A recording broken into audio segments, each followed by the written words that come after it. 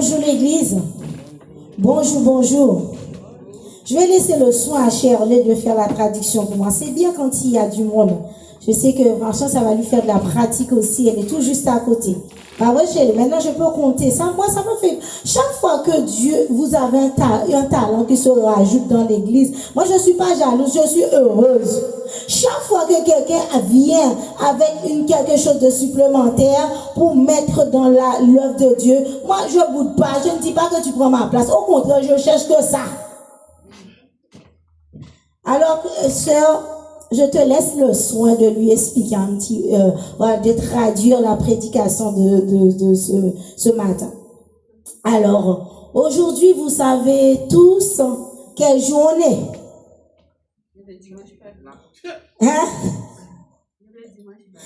C'est la Pâque. On va parler de la Pâque. Je profite de ces occasions de faire des prédications sous forme d'études bibliques. Parce que j'ai remarqué que le peuple, on ne les voit pas souvent en études. Ce matin, on a une étude là. C'était merveilleuse. Vous ne savez pas ce que vous ratez quand vous venez pas en étude. C'est vrai qu'il y a des gens qui pensent venir à l'église, c'est juste venir chanter, danser. C'est pas l'étude encore. C'est le meilleur médicament qu'il y a. Parce que quand tu as la parole, quand tu as la parole, tu as tout. C'est la parole qui va te faire grandir. C'est la parole qui va faire en sorte que les gens ne te font pas n'importe quoi. Des fois, maintenant, on a remarqué que les gens ramènent beaucoup les coutumes, les habitudes, les rituels dans l'église et disent c'est l'évangile. Moi, je reviens de 3 ans d'études bibliques et j'ai envie de retourner encore. Je suis en train de faire des démarches encore pour retourner parce que j'ai appris plein de choses. Pendant longtemps, j'ai fait plein de choses, j'ai pratiqué des choses qu'on m'avait rapportées, mais qui n'étaient pas bibliques. C'est pour ça peut-être vous allez me voir changer aujourd'hui. C'est parce que j'étais à l'école, l'Éternel m'a ouvert les yeux sur des choses qui n'étaient pas claires pour moi. Et je les ai appris, je les mets en pratique. C'est ça l'école. Quand tu vas à l'école, tu apprends des choses. C'est pour t'ouvrir les yeux. Dieu met des serviteurs, des servantes autour de toi pour t'éclairer sur la parole de Dieu. C'est pas pour rester pareil. Hein. Parce qu'il y a des gens, je sais que c'est bon, mais j'ai l'habitude. Je vais vous faire garder mon petite habitude. Mais la parole de Dieu, je dis, Dieu ne tient pas compte des temps d'ignorance. Une fois que tu connais la parole, tu dois passer à l'exécution. Alors, là, revenons à notre sujet, la Pâque. Je vous invite, pendant que je donne les points, à chercher Exode chapitre 12. Nous allons éplucher ce livre. Alors, la Pâque. Qu'est-ce que c'est la Pâque? C'est un premier point que nous allons voir. Pourquoi cette fête s'appelle-t-elle la Pâque? Quelles étaient les instructions que Dieu avait données à l'époque? Comment était-elle célébrée? Tout ça, on parle de la Pâque. Hein? Un appel à la transformation spirituelle, le 5e point. Et le 6e point, l'institution de la Sainte Seine. Et puis, nous allons conclure.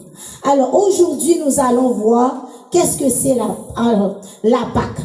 La Pâque vient de l'hébreu pesant, signifiant passage, qui a été traduit en grec pascha. Excusez-moi l'expression, c'est vrai que je n'ai pas fait du grec. Et en latin, pascha. Ok? Alors, la Pâque signifie passage. Gardez ça dans votre tête. Pâque égale passage. Qu'est-ce que c'est la Pâque? La Pâque est une fête juive qui commémore la libération des Israélites de l'esclavage en Égypte. Un événement qui s'est produit en 1533 avant notre ère. Dieu avait ordonné aux Israélites de célébrer cette délivrance chaque année. 14e jour du mois d'Abit, qui est appelé plus tard le mois de Nissan, selon le calendrier de Juifs.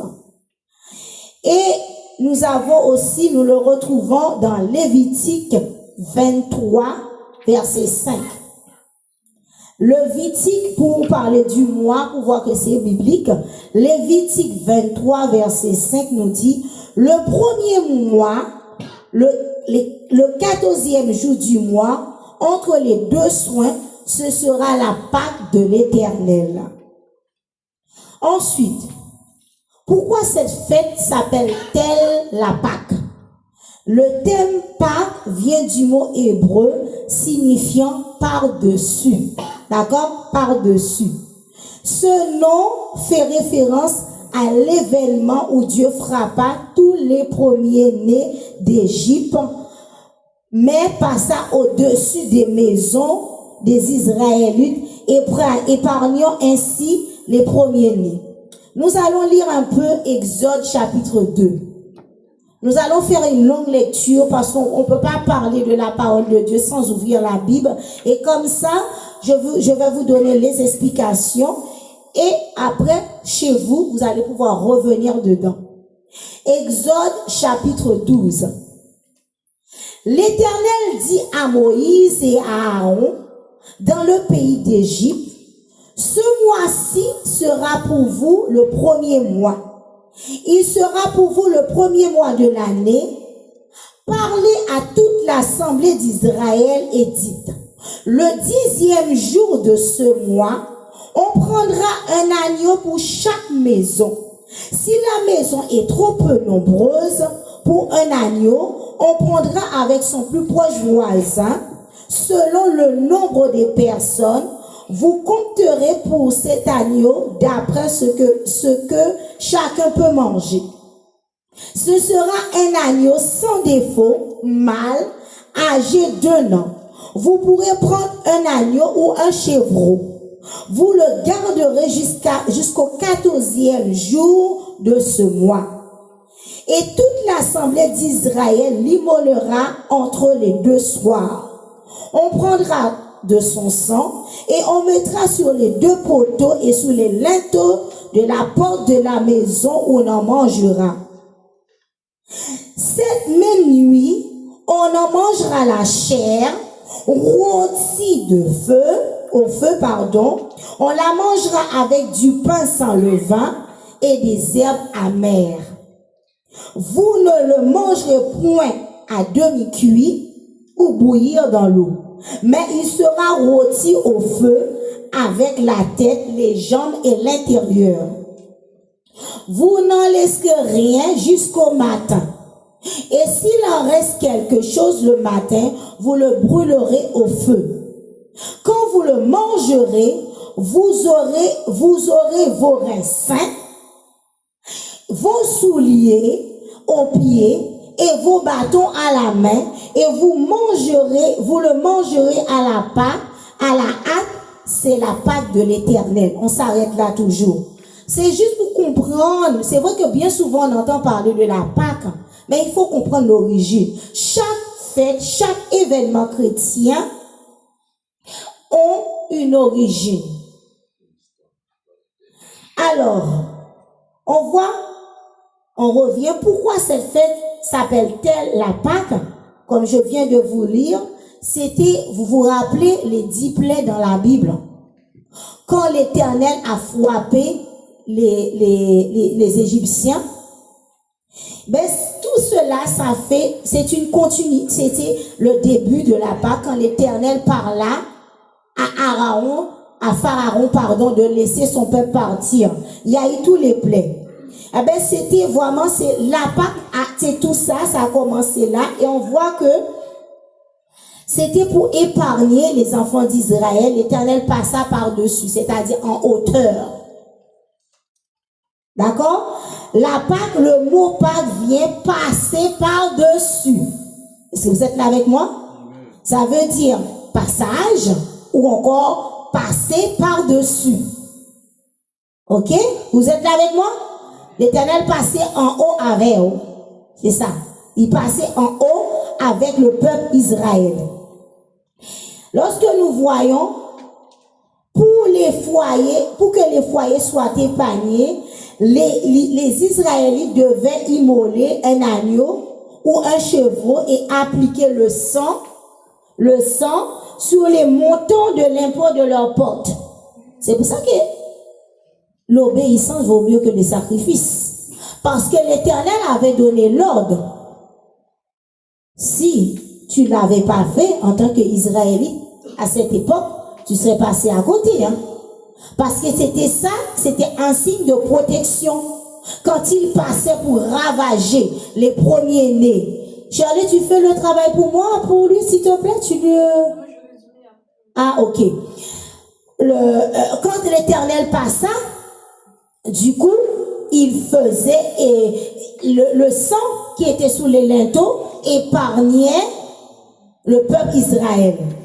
Lorsqu'on voit Exode 12, verset 27, parce qu'on reste dans Exode, hein, j'aimerais bien que quelqu'un aussi soit avec moi là, me lise aussi les passages. Prenez votre Bible, comme ça me fera un dialogue entre vous. Il n'y aura pas un monologue, mais un dialogue entre vous et moi. Exode 12, verset 27. Vous répondrez, c'est le sacrifice de la Pâque en l'honneur de l'Éternel qui a passé par-dessus les maisons d'Israël en Égypte lorsqu'il frappa l'Égypte et qu'il sauva nos maisons. C'était ça en fait, c'était pour protéger le peuple Israël. Exode 12, verset 21-22. Exode 12, verset 21. Si vous avez trouvé, n'hésitez pas à lire. Hein. Moïse convoqua tous les anciens d'Israël et leur dit, allez vous procurer des agneaux ou des chevreaux pour vos familles et égorgez-les pour la fête de la Pâque. Verset 22. Prenez un bouquet de branches d'hysope, trempez-le dans le récipient contenant le sang de la victime et mettez-en sur les deux montants et sur la poutre supérieure de la porte d'entrée, dès lors et jusqu'au matin, que personne ne sorte de sa maison. Amen. Voilà. Ce qui permettait à Dieu de reconnaître les maisons et de les préserver.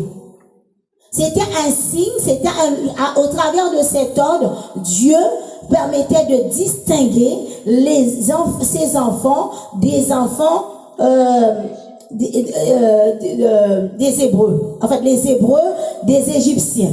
D'accord? Alors, la Pâque, c'était une fête juive qu'on commémore pour la libération du peuple hébreu. Ça signifiait la libération du peuple hébreu, le peuple juif. D'accord? Ensuite, c'est aussi pour nous, les enfants d'aujourd'hui là, après Jésus-Christ, c'est une fête chrétienne qui célèbre la résurrection de Jésus-Christ. C'est un événement central de la foi chrétienne. Est-ce que vous voyez? Est-ce que vous me suivez? Est-ce que vous êtes là avec moi? Il faut bien comprendre, parce que longtemps, on parle de vendredi saint, samedi de béni, dimanche Pâques, on fête, on mange du poisson. Chez moi, c'était interdit. Dans notre culture, il ne faut pas manger de la viande. Mais ce n'est pas biblique. Est-ce que dans Exode, c'est écrit, il faut manger que du poisson? Des fois, on ramène plein de choses. Poisson salé, il faut que le poisson soit salé. Il faut pas. Est-ce que c'était ça? Parce qu'on se rajoute des rituels qui n'est pas bibliques. Les gens ramènent leurs choses. On entend les gens appeler, tous les Haïtiens qui sont en Haïti appellent les Haïtiens qui sont payés dans les pays étrangers. Envoie-moi de l'argent parce qu'il faut que je mange bien. Est-ce que c'est ce que la Bible a dit? Il faut qu'on mange bien. Vous avez vu comment il mange? Je vais vous expliquer comment le peuple mangeait. Rapide. Et une ceinture à la taille bien. C'est pas que tu es assis tranquillement, tu es en train de casser tes os, la tête, sucer la tête de ton poisson à l'aise. Et tu dis c'est la Pâque. Hein? Des fois on mélange culture et rituel. Tu es là avec ton os de poisson. Et tu manges ton riz blanc et sauce pois blanc, et puis tu dis, oh, c'est dimanche Pâques, salade, tout tu es très à l'aise. Hein, avec quoi? Avec des betteraves, toutes les... Non, c'est pas ça qui est... C'est pour ça que je vous invite tout le temps. Moi, je vous le dirai tout le temps. La meilleure façon de connaître la parole et d'arrêter de pratiquer les rituels ancestraux, c'est de venir dans les études. C'est de vous instruire. Parce que pendant longtemps, on nous raconte des choses qui n'est pas bibliques et on les pratique. Il y a un moment donné, il faut que ça cesse. Les pratiques ancestraux. Là, on voit que Dieu avait donné, quelles étaient les instructions que Dieu avait données à l'époque? Dieu avait donné des instructions précises aux Israélites pour célébrer la Pâque. Chaque famille devait sacrifier un agneau d'un an ou un chevreau sans défaut. Là, vous allez acheter votre poisson là au bord de la mer, là, bien machin, et puis vous venez manger. Là, c'était la viande devrait être rôtie et consommée avec des pains sans levain. On t'a dit du riz blanc et sauce quoi? On a dit des herbes amères, des herbes amères. C'est pas la salade que vous mangez, c'était des herbes amères. C'est vrai que c'était de la salade, c'est des feuilles, mais c'était des herbes amères. Détrouvez-vous, mes bien-aimés. Le repas était mangé rapide, à la hâte.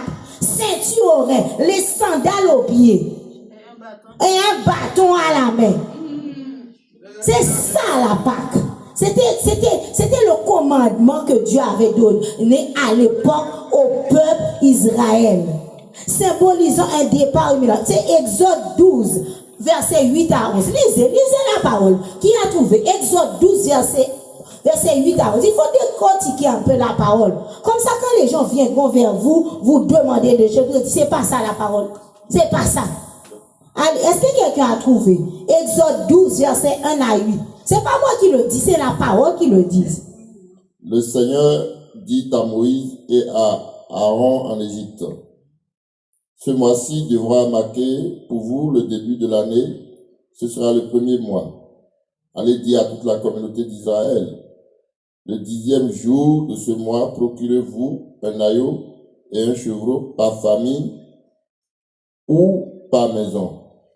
Si une famille est trop petite pour consommer toute une bête,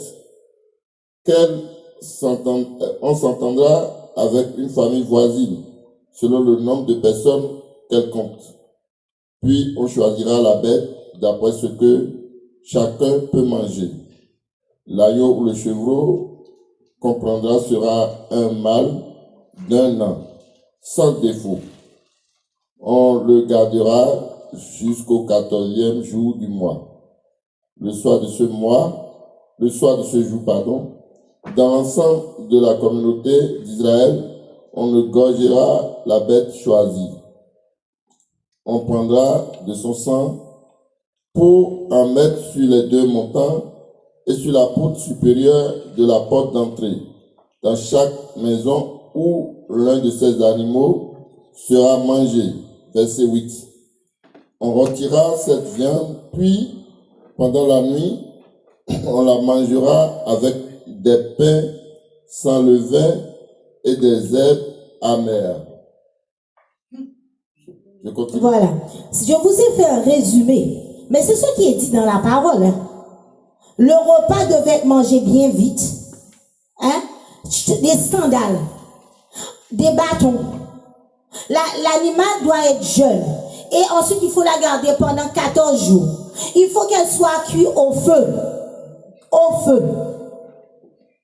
Il y avait des étapes à respecter, des ordonnances à respecter. Le sang, et après même le sang de l'animal devrait être appliqué sur les linteaux des portes comme signe de protection. C'était ça la Pâque.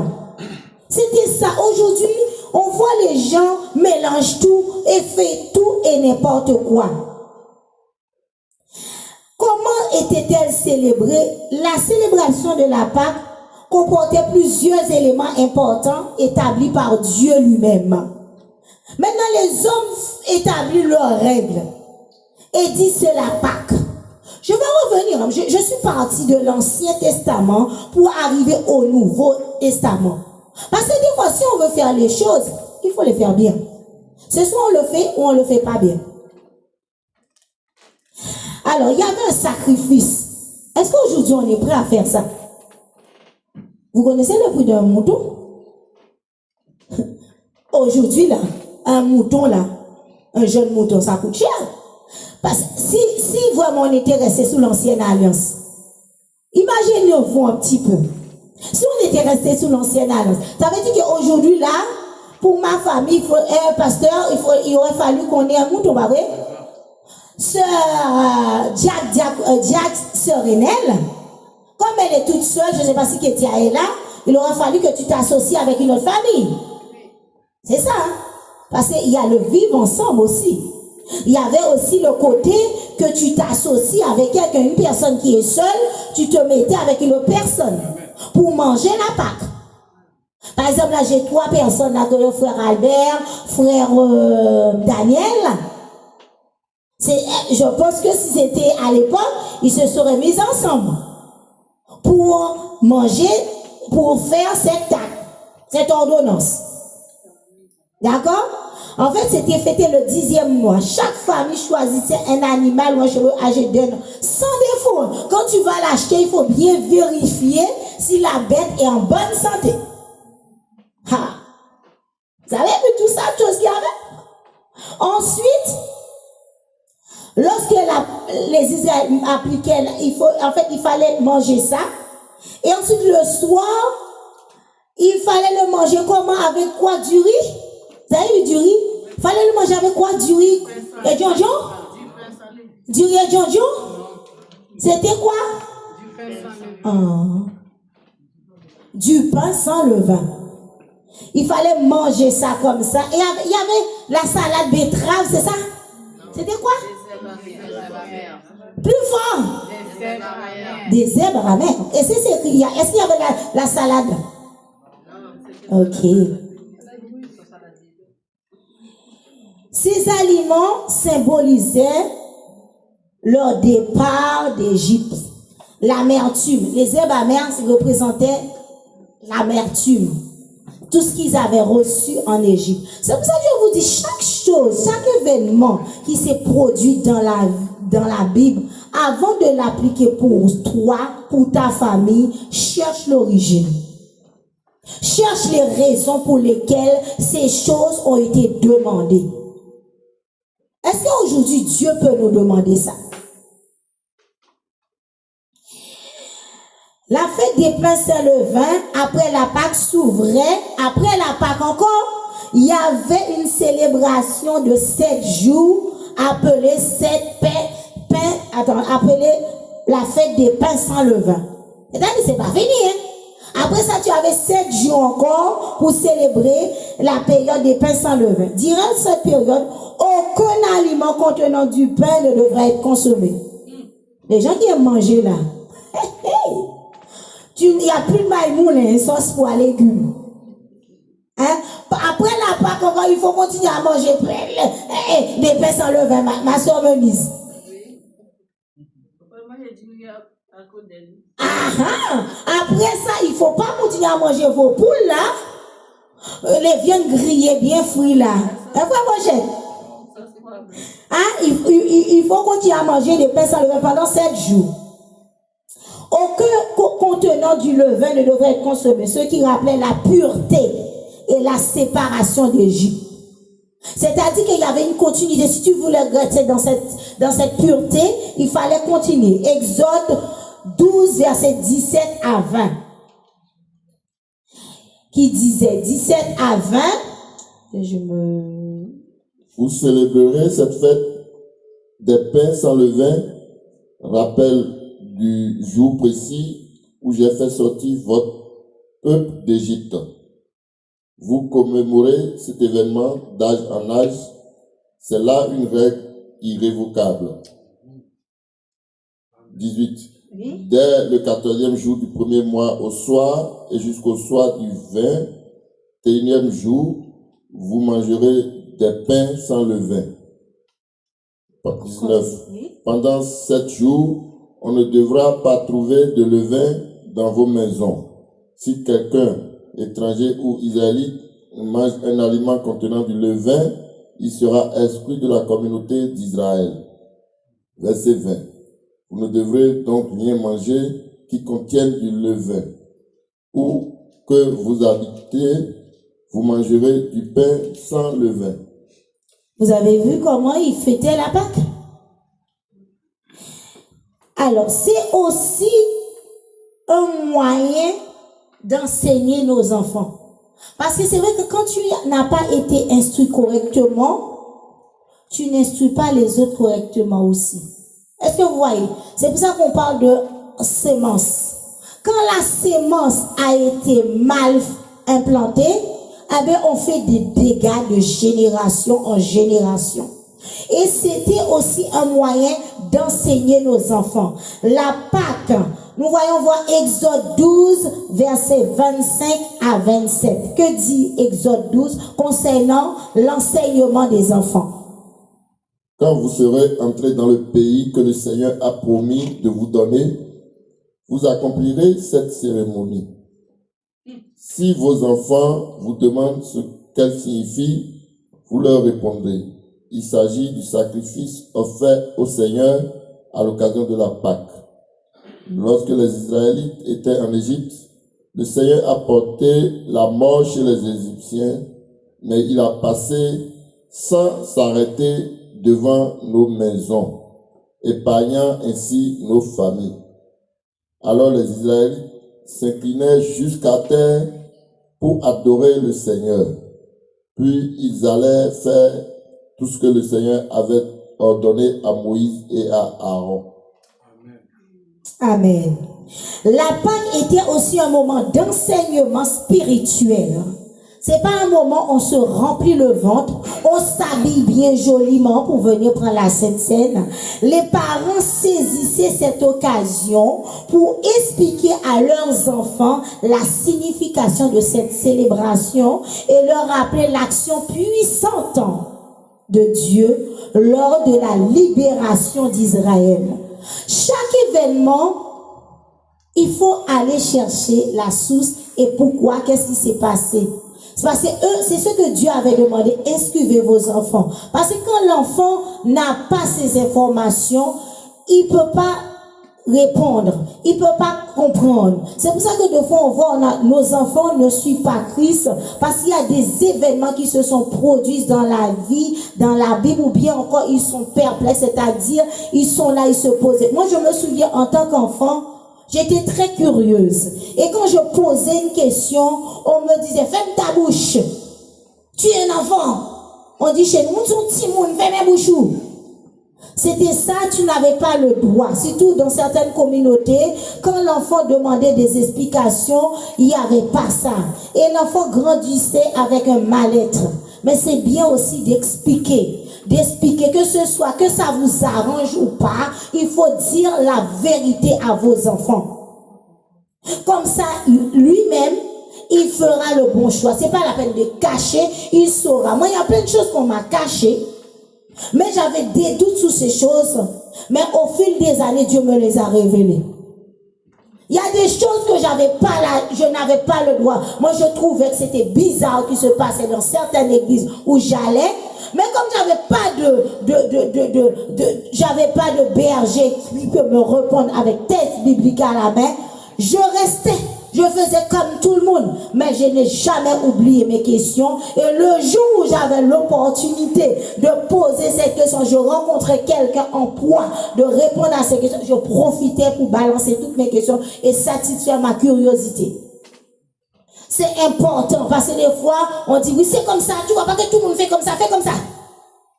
Non, il faut comprendre ce qu'on fait. Ensuite, il y avait aussi le voyage. Allons dans Deutéronome 16, versets 5 à 7. Deutéronome 16, verset 5.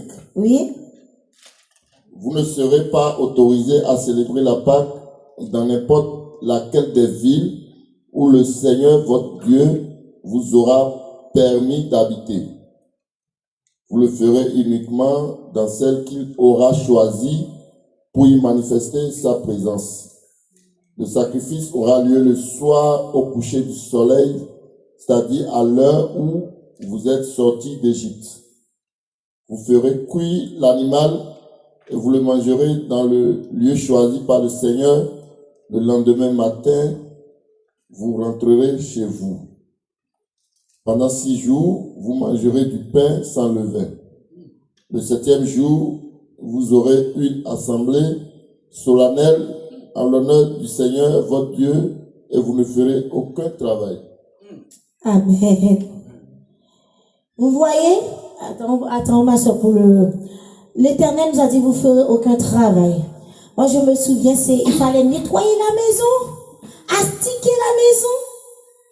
Je vois aussi, il faut avoir des draps blancs sous les tables. Parce que c'est dans notre culture, si la table de la Sainte Seine n'est pas, c'est pas les draps, les nappes, merci ma soeur. Les nappes ne sont, est-ce que c'est écrit qu'il fallait avoir des nappes blanches? Non, mais il y a des choses qui se rajoutent. Moi, c'est pas dans la Bible. Dans toutes les églises, il faut que les nappes soient blanches. Si tu mets une nappe de couleur, oh, je suis troublée. Il y a des gens qui vont pas prendre la Sainte Seine parce que la nappe est en bleu. Est-ce que c'est écrit qu'il fallait que la nappe soit rouge? Il y a des gens même, il faut qu'ils s'habillent tout de blanc. Même si moi je connais une dame, elle a bu du rhum toute la soirée. Ensuite, le lendemain matin, elle a bu tout de blanche. Elle est venue, elle a été prendre la Sainte Seine. Après, en sortant de l'église, elle est en train de roucler là. J'ai dit, mais pourquoi qu'est-ce qui t'arrive? Elle dit, un petit peu de rhum que j'ai bu. J'ai dit, c'est bien fait pour toi, tu es sorti à l'église. C'est pour ça qu'on va pas m'aimer. J'ai dit, c'est bien fait pour toi, tu viens de prendre la Sainte Seine. Qu'est-ce que tu avais fait pour prendre le rhum? Après là, c'est elle est en train d'étouffer là. C'est une gars qui est proche de moi, je ne dis pas le nom. Mais la personne est en train de roucler. Mais non, le dimanche matin, il n'y a pas de plus servant de Dieu avec la robe blanche. Christ immolé sur la colline. Mais non, mais il y a une base. Il y a une base. Ensuite, Luc 2, sœur Sabine, tu avais trouvé? Luc 2, 41.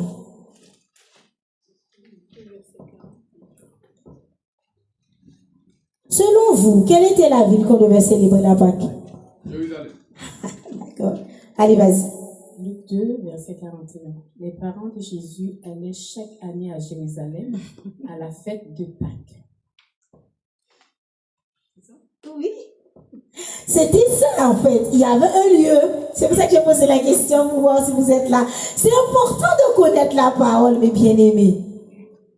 Vous avez vu? Alors ça veut dire que si on était sous l'Ancien Testament, nous tous, on devrait aller à Jérusalem fêter la Pâque. Vous êtes d'accord avec moi? Donc moi, tu es là avec moi, j'espère que tu as de l'argent. Non, moi, j'ai pas d'argent. Tu as de l'argent, sœur Manouchka, pour aller à Jérusalem fêter la Pâque. Vous voyez, ça c'était pour sur l'Ancien Testament.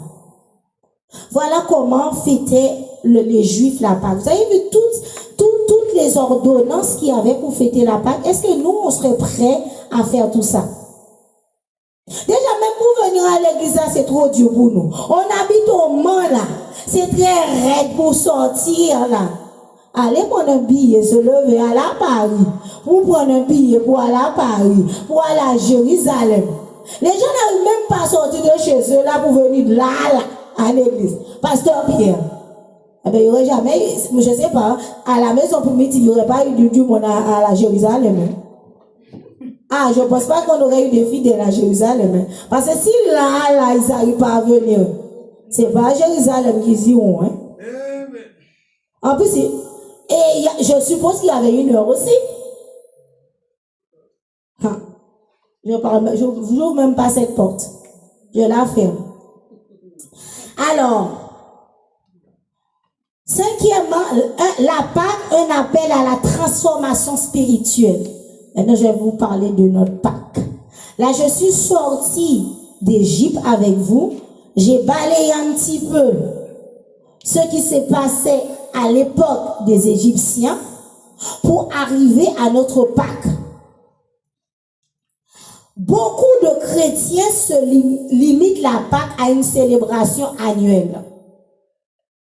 Et la Sainte Seine, ce n'est pas un rituel aussi, mais c'est une communion vivante. Ok? Beaucoup de chrétiens connaissent la Pâque une fois par an. Dès que c'est fini, ce jour-là est terminé, il n'y a plus rien. Je n'ai pas été encore bien plus loin avec vous. Ils avaient une vraie date. Hein.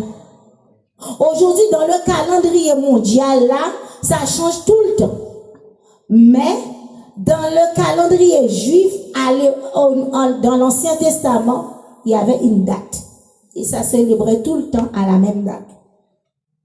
Alors, voyons voir ce que l'apôtre Paul nous dit ou nous montre par rapport à notre Pâques, nous, après la mort de Jésus. C'est celle-là que je vais m'attarder plus. Je voulais juste faire un retour en arrière pour que vous puissiez comprendre d'où est sortie la Pâques et qu'est-ce qui a changé entre la Pâques de l'Ancien Testament et notre Pâques. D'accord? Je ne sais pas si j'aurai le temps. Il est 11h48. Alors, nous allons prendre ensemble 1 Corinthiens, si ma mémoire est bonne, verset 5, 1 Corinthiens 5, verset 6 à 8. Je vais lire pour vous 1 Corinthiens 5, verset 6 à 8. C'est bien à tort que vous vous glorifiez. Ne savez-vous pas que peu de levain fait lever toute la Pâque? Faites disparaître le vieux levain afin que vous soyez une nouvelle Pâque, une Pâque nouvelle, puisque vous êtes sans levain. Car Christ, notre Pâque,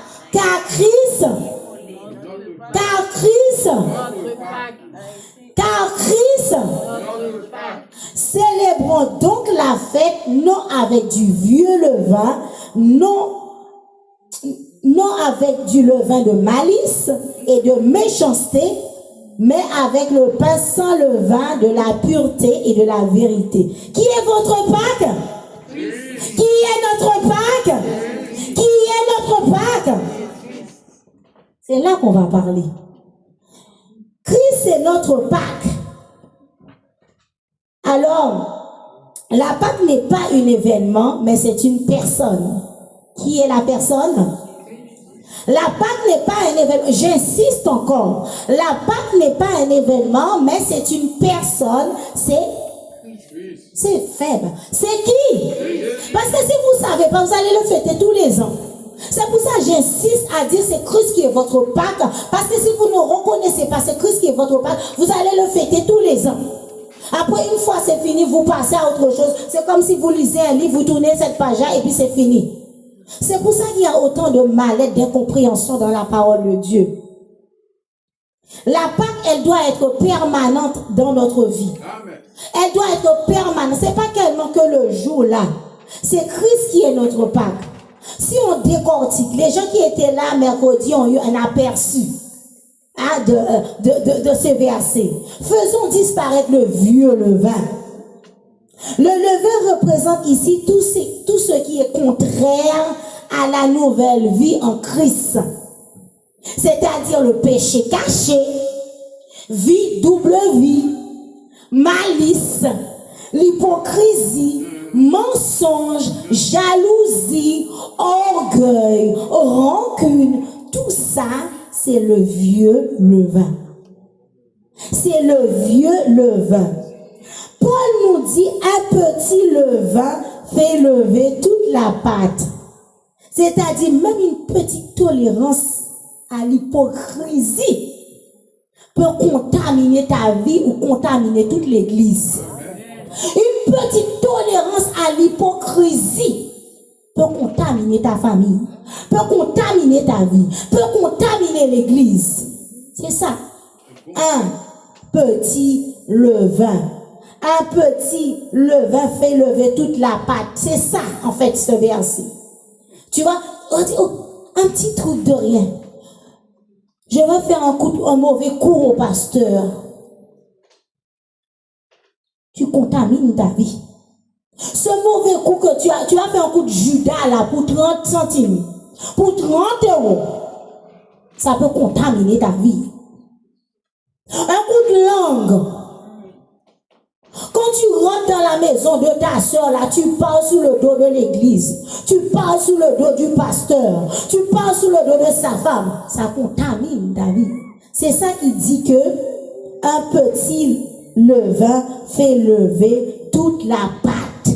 Boum! Même un compromis Quand tu fais des compromis, là, un compromis peut affecter toute une vie.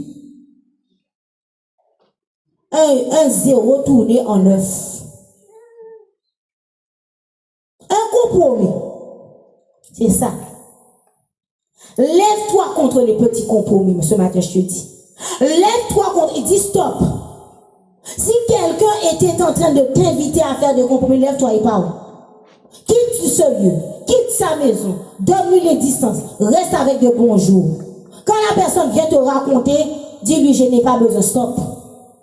Ça, parce que si tu veux pas que ta vie soit si tu veux pas que ta vie soit corrompue. Parce que des fois, comme pasteur a dit dernièrement, le péché, les compromis retardent ta bénédiction. Des fois, tu vois, tu n'es pas béni, tu as fait trop de compromis. Des fois, tu vois que tes affaires ne marchent pas, tu pries du 1er janvier au 31 décembre. Il n'y a pas de bénédiction. Tes enfants, ta famille, tu n'as rien. C'est le compromis. C'est le compromis que tu fais dans les lieux secrets qui fait que ta vie est stagnée. Qui fait que tu n'es pas béni. Qui fait que ta maladie là n'est jamais guérie. Qui fait que tu ne réussis pas. Lève-toi ce matin contre les petits compromis. Ce que tu tolères en secret peut te détruire en public. Ce que tu tolères en secret peut te détruire en public.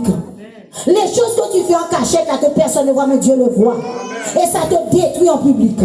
Et tu vois, tu es paralysé tout le temps. Toutes les portes te sont fermées au nez. C'est les compromis.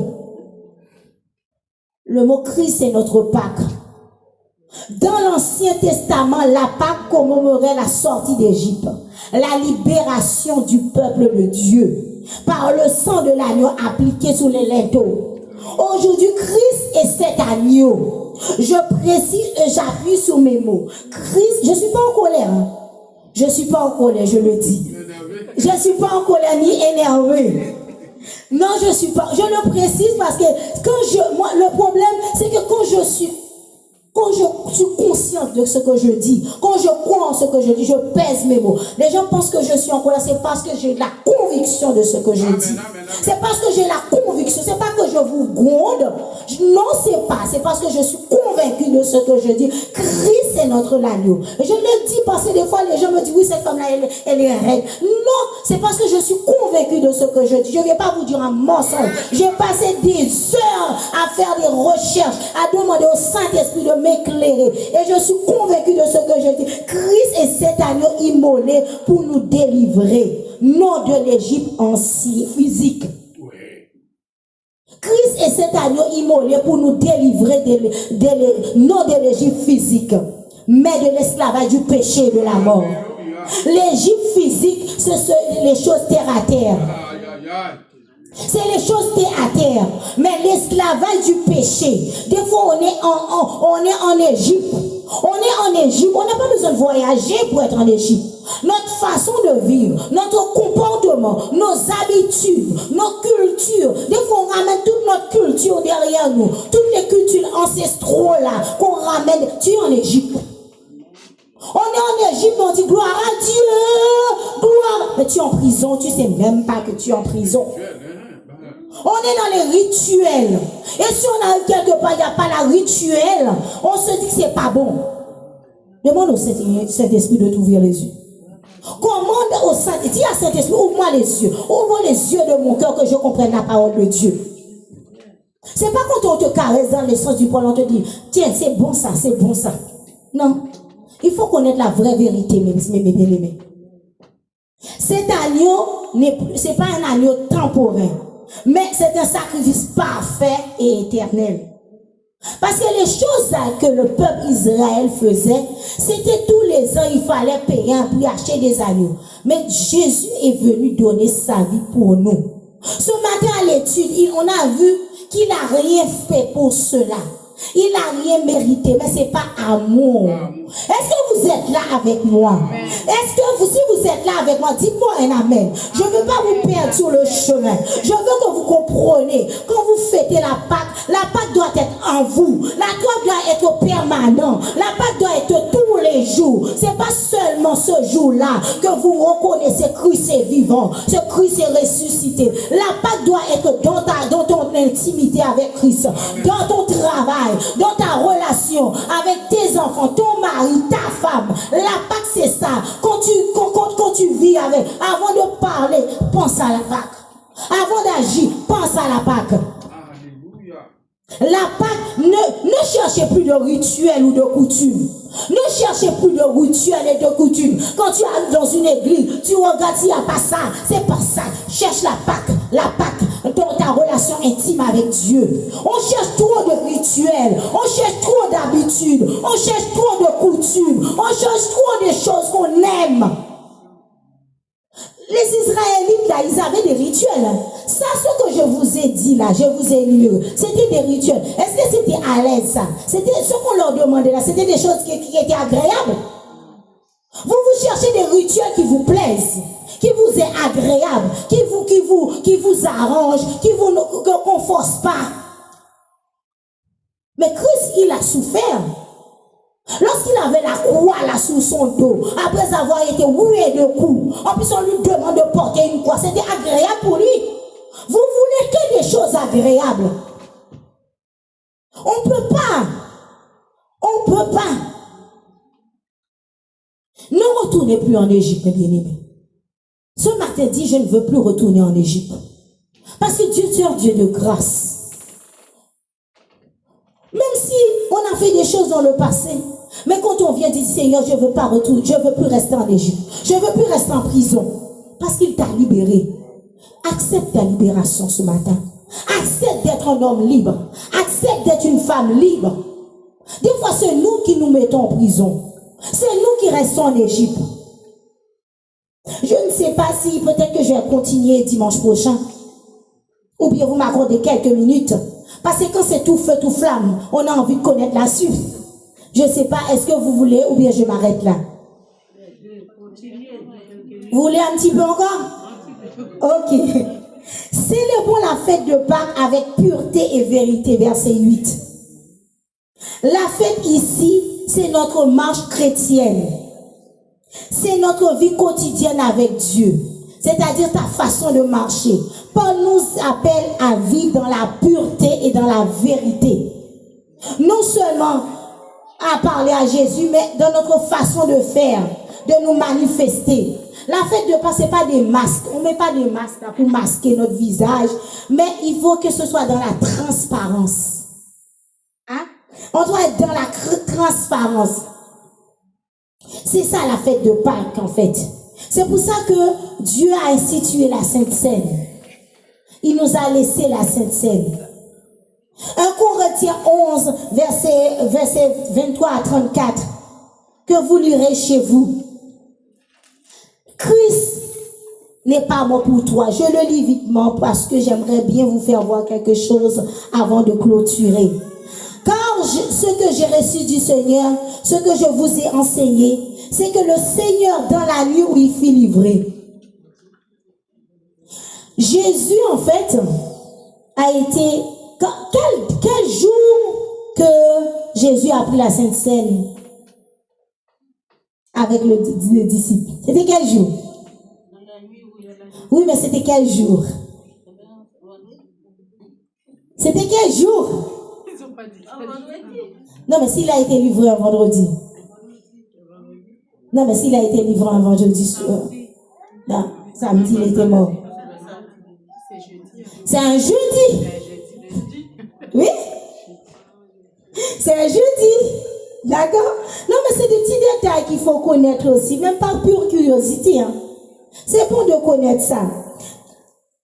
Alors, verset 24. Et après avoir rendu grâce et rompu, il dit, ceci est mon corps qui est rompu pour vous. Faites ceci en mémoire de moi. De même, après avoir soufflé, il prit la coupe et dit, cette coupe est la nouvelle alliance en mon sang. Faites ceci en mémoire de moi toutes les fois que vous boirez, que vous en boirez. Car toutes les fois vous en boirez ce pain, car toutes les fois vous mangerez ce pain et que vous buvez cette coupe, vous annoncez la mort du Seigneur jusqu'à ce qu'il revienne. Bien souvent, on voit, franchement, Paul, si on va jusqu'à, je vous laisse la lecture aussi, c'est important. Paul commence par rappeler ce qu'il a reçu du Seigneur. Cette transmission directe est importante. Parce que vraiment, c'était la veille de sa sacrification. Pour voir comment Jésus, il s'est sacrifié pour nous. C'est pour voir comment il s'est sacrifié pour nous. C'est vrai que je pense que je vais m'arrêter pour ça parce que vous êtes un peu éloignés. Ça sert à rien que je vous gave et que vous ne comprenez pas. Je vais faire m'arrêter sur ça et on reviendra un autre jour. On reviendra un autre jour sur la parole parce que c'est pas une question de vous remplir de paroles. Je préfère que vous ayez 3 paroles, mais que vous allez avec quelque chose et que vous avez une pile et que vous n'avez rien. Seulement Christ est mort pour toi et il doit vivre en toi. C'est ça votre Pâques. C'est ça que vraiment que Dieu nous aide. Que Dieu nous aide à comprendre la vraie Pâques. Que Dieu nous aide à comprendre. Pour conclure, je dirais que la vraie Pâques, ce n'est pas une date sur le calendrier, ni un jour où tu viens à l'église pour prendre la Sainte Seine après un jeûne express. Mais c'est plutôt avoir une vie consacrée à Christ. D'accord? C'est une vie de tous les jours. La Pâque, elle doit être tous les jours en toi. Tous les jours, ça doit être un jour de Pâque pour vous. Que le Seigneur nous bénisse. Amen. Amen.